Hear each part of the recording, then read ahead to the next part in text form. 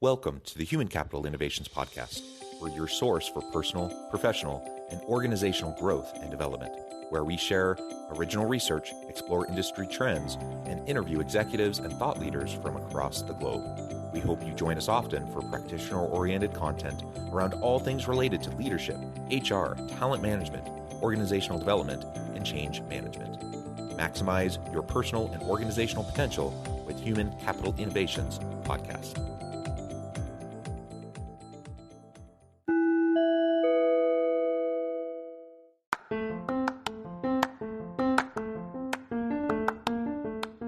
If you enjoy the Human Capital Innovations Podcast, enjoy ad-free listening by going to the Patreon page, and please consider contributing even at the producer or sponsorship level. And please leave a review. Thank you for your support.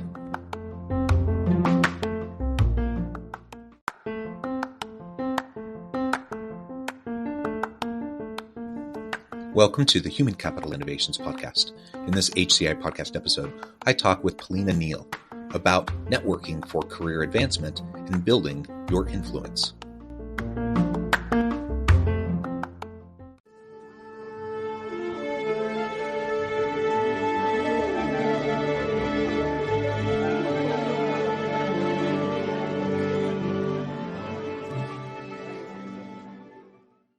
Palena Neale, welcome to the Human Capital Innovations Podcast. Thank you. I'm delighted to be here, John.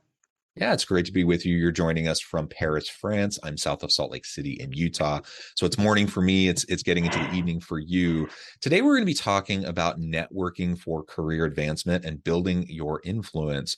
And as I'll share here in just a moment with your bio, you do a lot of work in the women in business and women's leadership space. So we'll also be talking about that.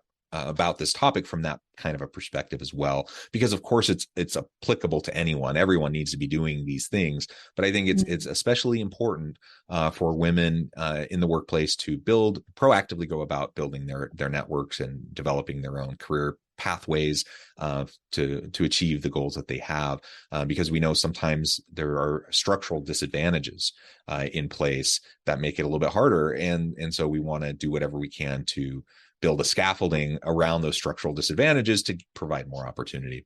As we get started, I wanted to share Palena's bio with everybody. Palena Neale, Ph.D., is a women's leadership coach and educator. She founded Unabridged, a boutique leadership development practice based in Paris, France. She has over 20 years experience designing and delivering leadership development programs for the UN and other nonprofit organizations in Africa, Asia, Europe, and North America. She holds a doctorate in gender and in international politics and teaches on a number of different executive education programs. She is an ICF-PCC certified coach and works with clients around the globe who want to have more personal, professional, and social impact. She has been published in Forbes, Psychology Today, and Harvard Business Review, and has recently launched a new online course called Network to Amplify Value for Women who want to amplify their contributions and create more value for themselves and others. What a fantastic background. A pleasure to have you. Anything else you would like to share with me or my audience by way of your background or personal context before we dive on into the conversation?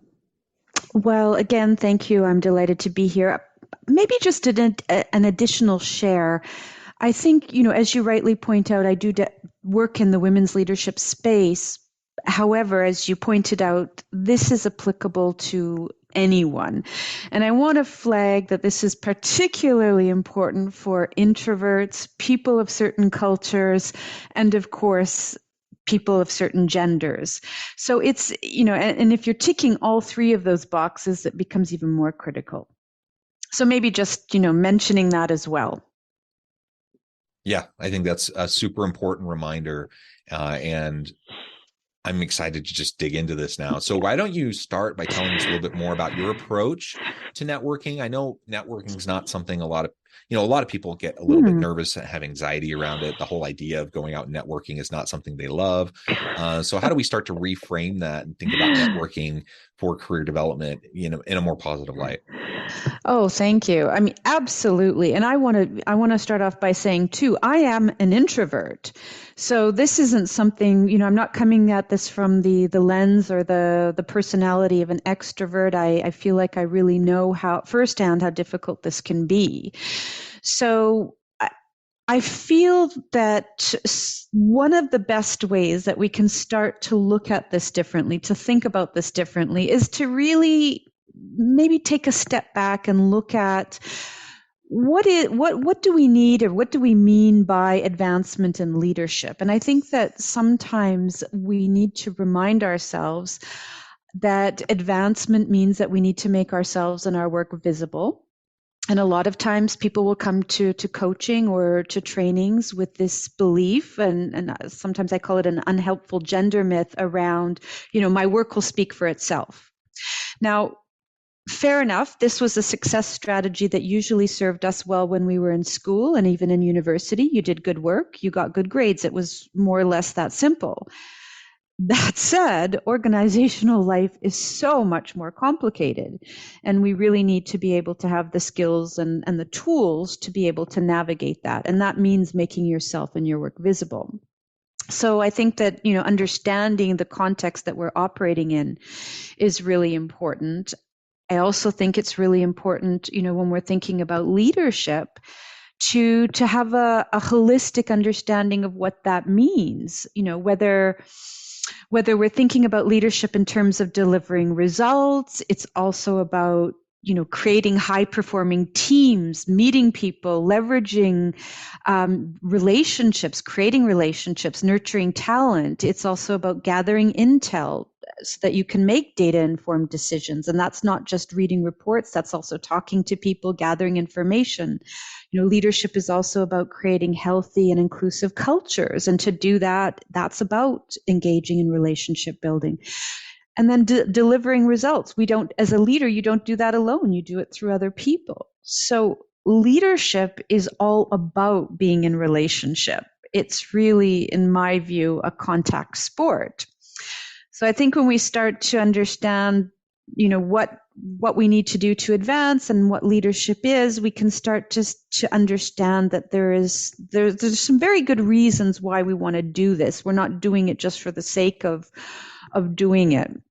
And I find that when people understand the larger context and how it can help them and others, that can be a powerful first step in terms of how we start to see networking differently. So we start to see networking as building relationship and connection, and we want to do that based on generosity and reciprocity. Yeah. And if I can just comment, because absolutely. I absolutely agree that leadership is all about relationships. You're accomplishing things through your team. Leadership is not about everything you do. It's about what you can accomplish through all the people on your team. And that can only happen as you build relationships of mutual accountability and trust, and collaborate effectively with cross-functional teams, across the organization and with other key stakeholders. And so it has to be built on relationships. So I think a lot of times when we think about networking and we cringe, you think about those big networking meetings that people get really uncomfortable about, or you think about, cold contacts on LinkedIn, or like these sorts of things. There's a time and a place for some of those types of activities, but it's much more than that. And it should be, as you described, it should be something that's you're adding value, and it's a reciprocal kind of a relationship that you're developing with people. I don't think there's a whole lot of benefit. Sometimes there can be, but most of the time there's not a whole lot of benefit to just randomly going around and collecting a bunch of business cards from people, right? You want to actually develop meaningful, genuine relationships with people. That's what's going to get you to where you want to go.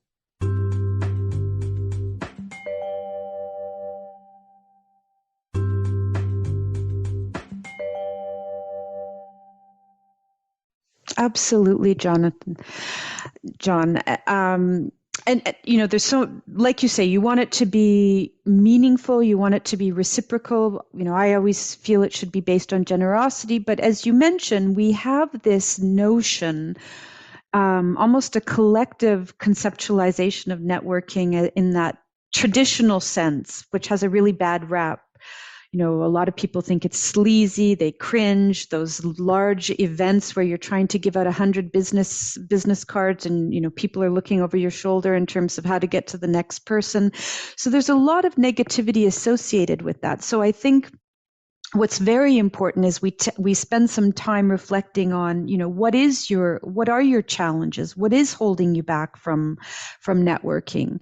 And after working now with hundreds of women around the globe, I find that there's more or less three main areas. One is time, one is mindset, and one is know-how.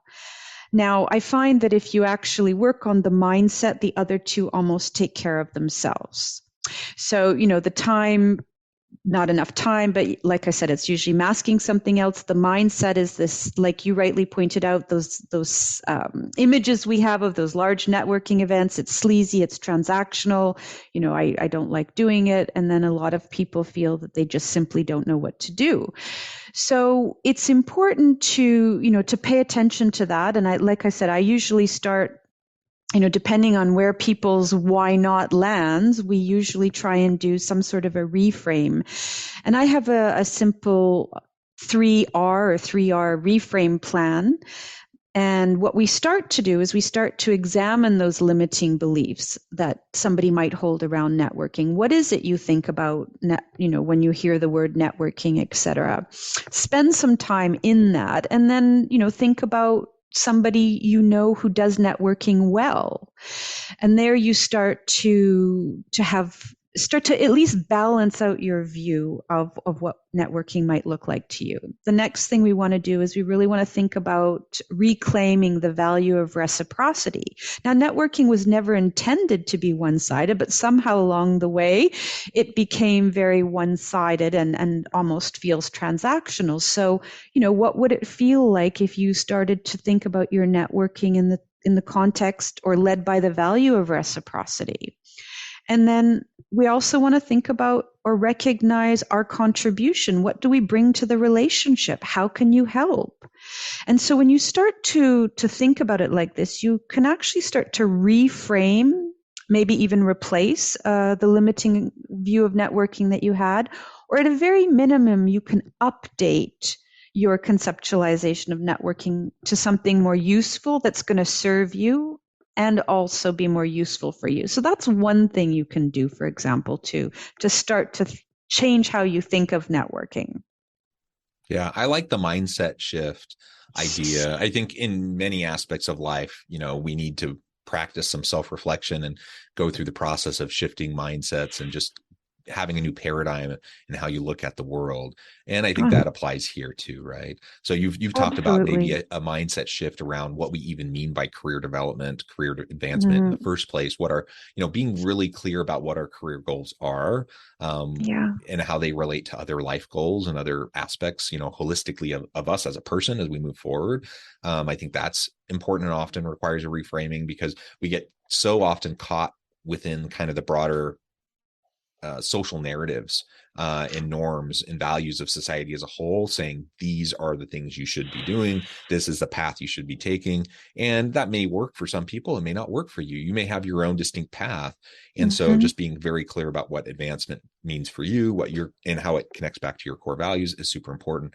And then just reframing how you approach, relationship building.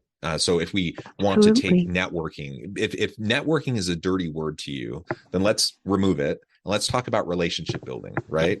How are you going to build relationships that are meaningful, that are sustainable, where they're reciprocal, where you're adding value to each other? How do you do that? And how are you going to invest time in that? I think if we can reframe those things, I think most people are going to be in a better place to proactively work on them.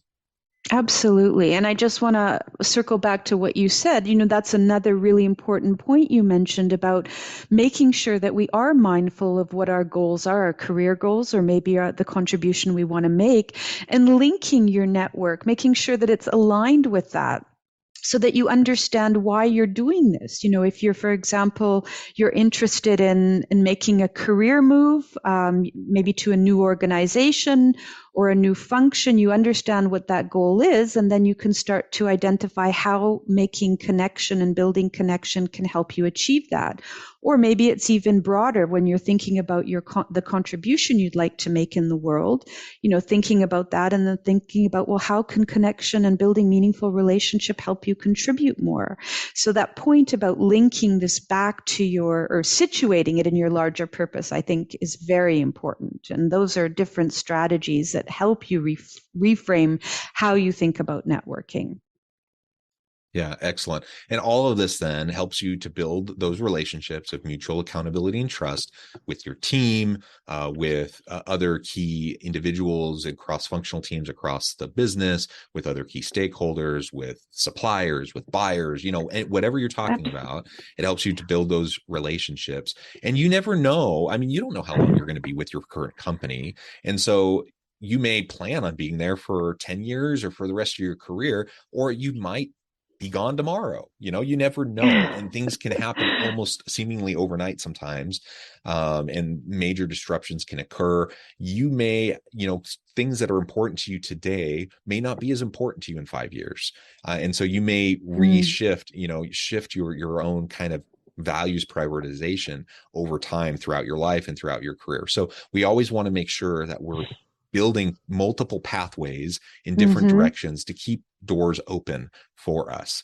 I reflect, I'm a university teacher. I know you teach also.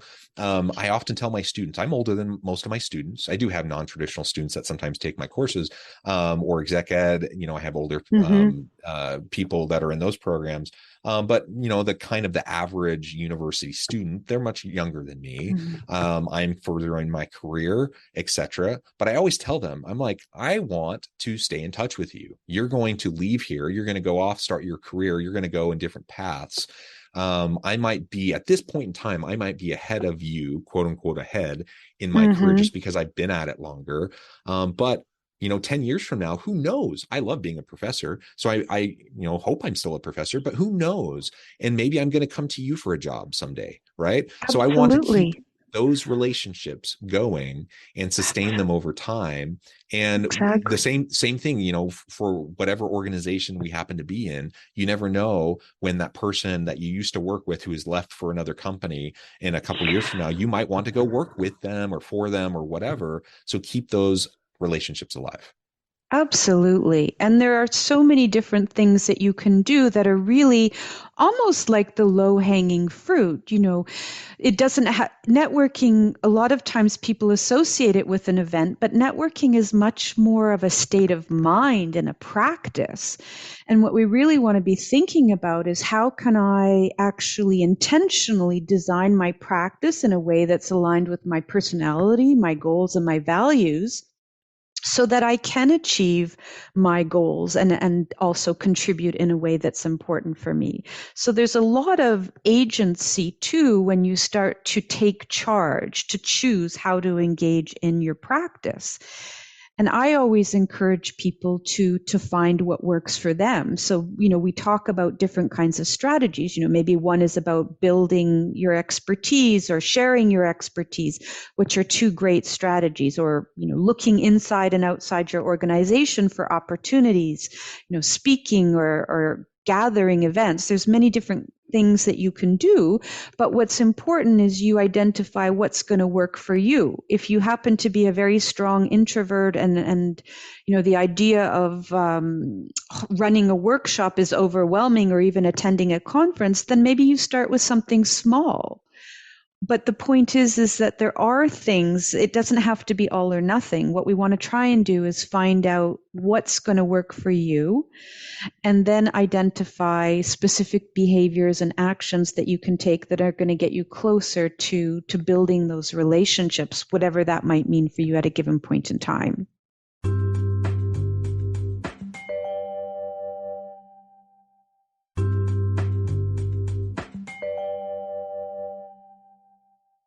And so all of this then not only can help to create the types of pathways that can bring you to your next future opportunity that you don't even know about right now, right?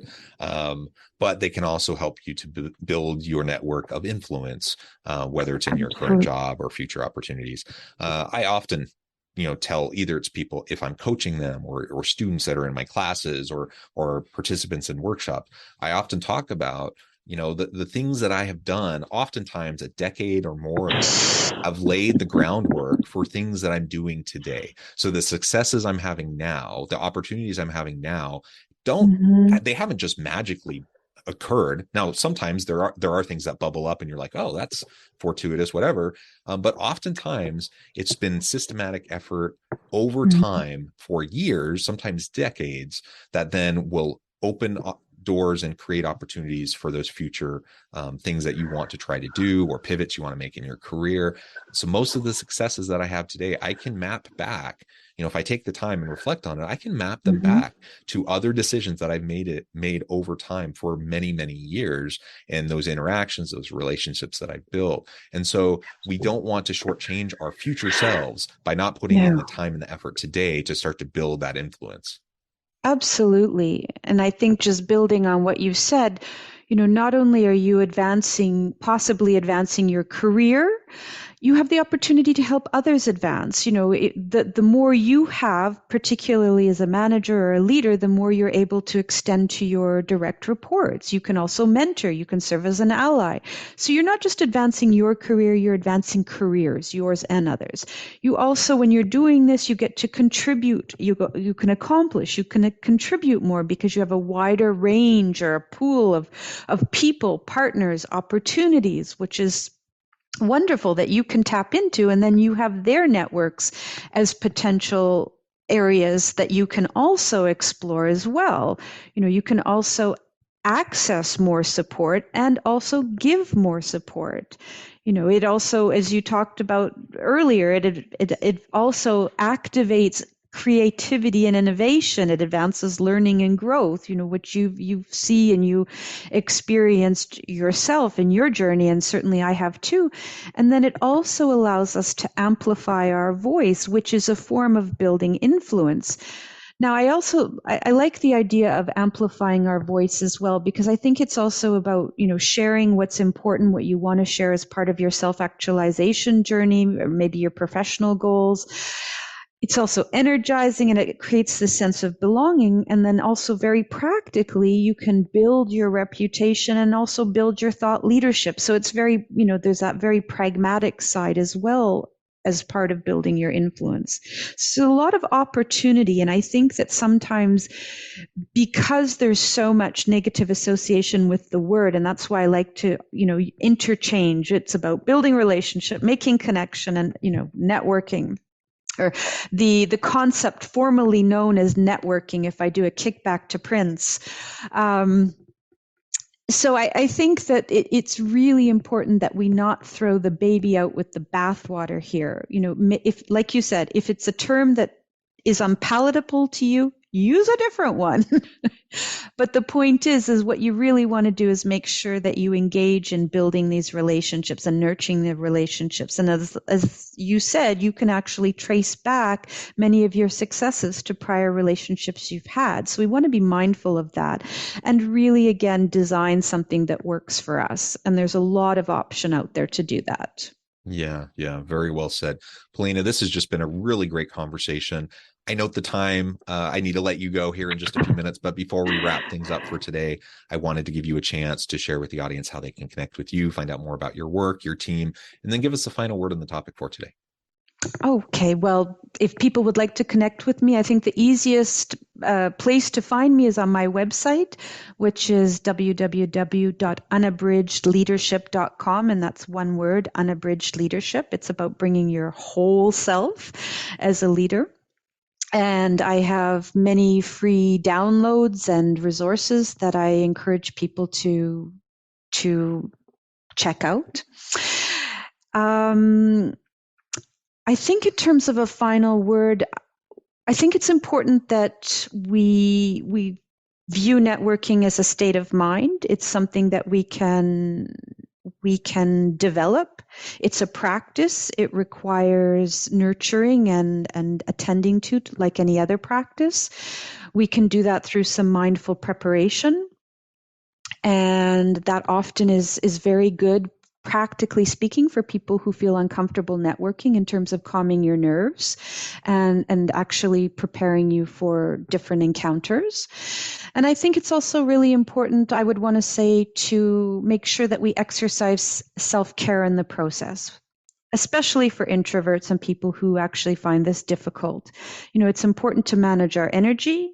It's also important to acknowledge that you have taken a step and you've done something, not only to boost your self-awareness as part of your, your emotional intelligence, but also to celebrate what you've done. And I think it's very important that we celebrate these milestones that we take. And that might be, especially for introverts, taking some downtime if this is something that does feel very energy provoking. So again, making sure that we tend to ourselves in the process. So design your practice, your relationship building practice, as a way to support your goals and your leadership and continue to focus on creating more value for everyone. I love it. Thank you, Palena. It's been a real pleasure talking with you. I appreciate you sharing your time, your insights, your wisdom with all of us. I encourage my audience to reach out, get connected, find out more about what Palena can do for you. And as always, I hope everyone can stay healthy and safe, that you can find meaning and purpose at work each and every day. And I hope you all have a great week. Do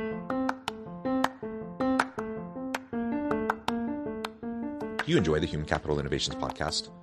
Enjoy ad-free listening by going to the Patreon page, and please consider contributing even at the producer or sponsorship level. And please leave a review. Thank you for your support.